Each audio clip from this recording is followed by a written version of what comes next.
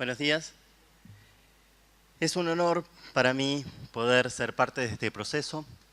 Yo estoy a favor de la legalización del aborto y creo que en lo que va del debate parlamentario muchos discursos ofrecieron ya sólidos argumentos en respaldo de esta postura y por eso lo que voy a hacer hoy acá no es ofrecer más argumentos en favor de la ley, sino que voy a hacer una contribución para que la ley de aborto que finalmente se apruebe esté a la altura de los estándares éticos y jurídicos de nuestro país y del derecho internacional. Entonces, en manifiesta adhesión a las iniciativas por la integridad corporal y el derecho a decidir, voy a aportar a la discusión presentando al debate algunas observaciones constructivas y recomendaciones. Creo que si consideramos estos puntos, no solo vamos a tener una ley que legalice el aborto, sino que además vamos a tener una ley justa, porque se trata de hacer política, claro, pero no cualquier política.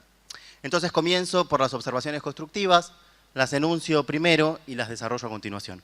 Primera, la reducción del sujeto de los derechos sexuales y no reproductivos a las mujeres no solo es éticamente incorrecto, sino que es contrario a la ley. Segunda, la participación en el proceso legislativo que no involucra a todos los grupos que serán afectados por las leyes resultantes es una práctica contraria a los principios del Estado democrático. Con respecto a la primera les cuento algo. Hace 6 años tuve la oportunidad de participar también en calidad de experto del proceso legislativo que condujo a la Ley de Identidad de Género. Más allá de lo anecdótico de esta mención, voy a detenerme en algunos aspectos significativos de esta ley porque enriquecen el debate ético y político sobre aborto. La Ley de Identidad de Género fue una ley pionera, es una referencia ineludible a nivel mundial en materia de género y derechos humanos y constituye un modelo para iniciativas legislativas de otros estados. Pensemos que todavía hoy hay países, movimientos sociales y organismos internacionales de derechos humanos que para tratar este y otros temas como violencia de género, por ejemplo, demandan una noción de género más amplia, una noción de género lo suficientemente sofisticada como para alcanzar a todas las personas que están comprometidas por los fenómenos que nombran y no solamente a una porción restringida. Argentina ya la tiene.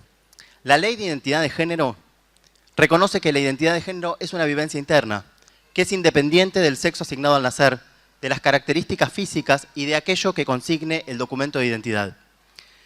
La ley también reconoce que cada persona y nadie más que ella tiene autoridad epistémica para definir su propio género, consagra el derecho al reconocimiento de la identidad de género y establece que ese derecho no está atado a ningún requisito quirúrgico ni hormonal. Mucho más puede ser dicho de esta ley, pero creo que con esto es suficiente para marcar un punto. Nuestro país reconoce que en el transcurso de sus vidas algunas personas van a identificarse con el género asignado y otras no, y que ambas son experiencias posibles. Voy a traducirlo en términos que dialoguen más directamente con mi participación hoy acá. Nuestro país reconoce la existencia de hombres y de otras personas no conformes con el sexo femenino asignado al nacer que tienen capacidad de gestar. Lo reconoce y lo pone en valor, no es una mera constatación fáctica, es un reconocimiento jurídico. Así, en los últimos años, fuimos testigos de experiencias de paternidad trans, o sea, de hombres trans que dieron a luz a sus hijas e hijos. También fuimos testigos de experiencias de aborto trans, de hombres trans que interrumpieron voluntariamente el embarazo que cursaban. De lo que no fuimos testigos es de un registro sistemático de estas experiencias, del desarrollo de una educación sexual que no esté articulada sobre la dogmática del género y del sexo, y del desarrollo de políticas de salud sexual y no reproductiva capaces de brindar atención a las necesidades de toda la población. Por el contrario, después de la Ley de Identidad de Género, todos los estudios e investigaciones continuaron construyendo las experiencias de maternidad y aborto como si fueran privativas de las mujeres. La educación sexual, por su parte, mantuvo el paradigma que supone y adoctrina en los términos de la diferencia sexual, o sea, sobre la creencia de que los sexos son dos, los géneros también, y que hay una relación de necesidad biológica entre ambos. Y tanto las políticas públicas como la agenda de los movimientos sociales sostuvieron a la mujer como sujeto único de derechos sexuales y no reproductivos. Es evidente que el término mujer no coincide punto por punto con el de personas con capacidad de gestar.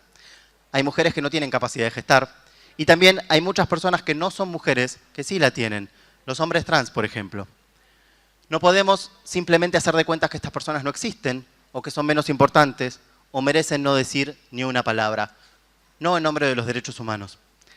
Sin embargo, se nos ha hecho costumbre En este escenario paradójico, aunque tanto el derecho a la identidad de género como los derechos sexuales y no reproductivos son derechos humanos, los hombres trans se ven obligados a elegir entre ellos. En la práctica, de esta manera, el derecho a la identidad de género funciona como un obstáculo para el ejercicio de otros derechos. Uno de ellos, otro más, es el derecho a la participación política, eje de la segunda observación constructiva que mencioné. El Estado democrático no solo impone la adopción de decisiones tomadas de acuerdo con la voluntad de la mayoría, sino también la defensa de los intereses de las minorías a través del reconocimiento de sus derechos fundamentales, comenzando por el derecho a participar de la vida cívica. Esto es algo fundamental, máxime cuando se trata de discutir iniciativas legislativas que comprometen directamente sus condiciones de existencia. Aunque la participación política es un derecho humano, protegido por tratados internacionales que nuestro país suscribe, este es uno de los mayores desafíos que enfrentan los hombres trans. Para garantizar esta participación, no alcanza con adoptar estrategias de lenguaje inclusivo.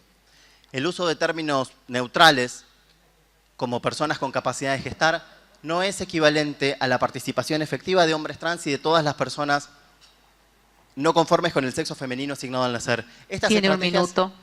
son valiosas y son muy necesarias, pero no son suficientes.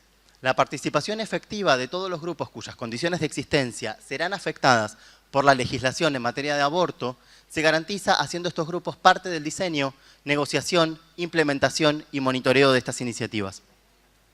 El aporte experto de estas comunidades a la discusión, producto también de su amplia trayectoria en el trabajo sobre autonomía y sobre integridad corporal, será sin dudas enriquecedor. Entonces mis recomendaciones son, en primer lugar, respetar el marco legal en materia de identidad de género, algo que no se reduce a hacer una referencia extraordinaria a la ley de identidad. Y en segundo lugar, que tanto el texto de la ley como el proceso de su desarrollo y posterior implementación hagan parte activa a hombres trans y otras personas no conformes con el sexo femenino asignado al nacer. Como decía, entiendo que con nuestras recomendaciones no solamente vamos a tener una ley que legalice el aborto, sino que va a ser una ley justa. Muchas gracias.